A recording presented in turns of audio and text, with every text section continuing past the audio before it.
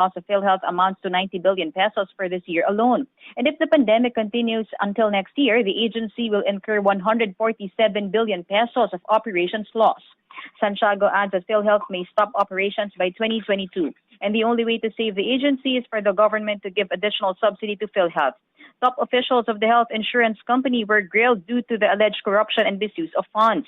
Resigned PhilHealth anti-fraud legal officer Thorsten Keith said that around 15 billion pesos were stolen by some officials using different schemes such as procurement of overpriced IT equipment and manipulation of release of funds to hospitals under the Interim Reimbursement Mechanism, or IRM.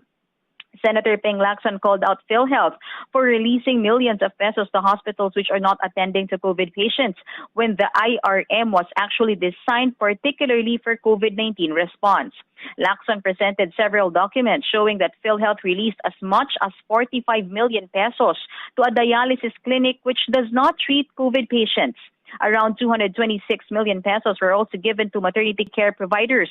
Senators speculate that there is favoritism in terms of releasing funds to their preferred hospitals.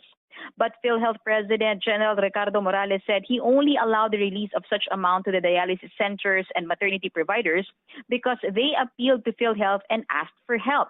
Other PhilHealth officials also said that IRM is not only designed for COVID referral hospitals, but to all hospitals since the whole healthcare industry is affected by the pandemic. But Attorney Keith recalled that Morales asked him to talk to Greco Belgica to fix the issue on the overpriced test kits, which the former anti-fraud legal officer did not obey. Board member Alejandro Cabading exposed the alleged corruption in the IT project costing around 2.1 billion pesos, which he thinks is overpriced. Cabading adds that some numbers in the budget's project and facilities did not add up. He believes that the management is tolerating fraudulence.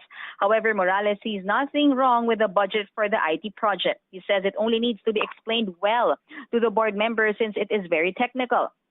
But Lacson recalled the history of anomalous procurement of IT products in PhilHealth, like the acquisition of 74.3 million peso worth of 24 network switches in 2018.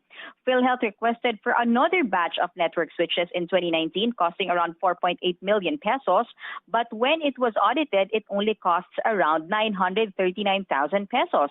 The second procurement did not proceed, yet it was approved. Officers of the PhilHealth failed to give a definite explanation to this. Meanwhile, Sean Morales admitted their estimated fraud index in PhilHealth is at 7.5%.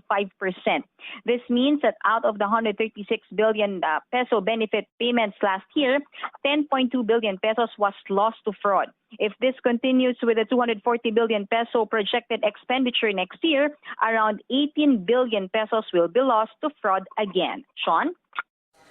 All right, thank you, Mel Los Baños, for that update. We understand that hearing is still in progress. We'll let you get back to that and reach out for another update later on. Here are other stories we're keeping our eyes on. The Interior Department orders barangay officials in areas under MECQ to issue new quarantine passes to their constituents. The DILG said the barangay workers should be going house to house to distribute the new passes. Presidential spokesperson Harry Roque says the 2-week MECQ in Metro Manila and nearby provinces will have a negative impact on the economy.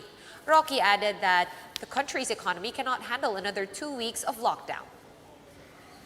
And Manila Mayor Isko Moreno announced that the City of Manila will be implementing an 8 p.m. to 5 a.m. curfew during the MECQ period.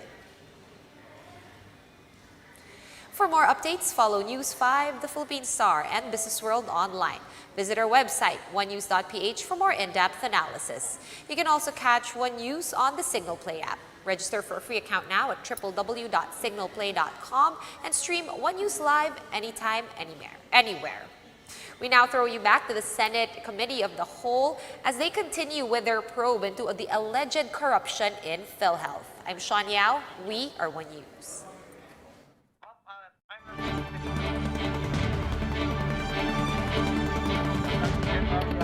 Refer to our Executive Vice President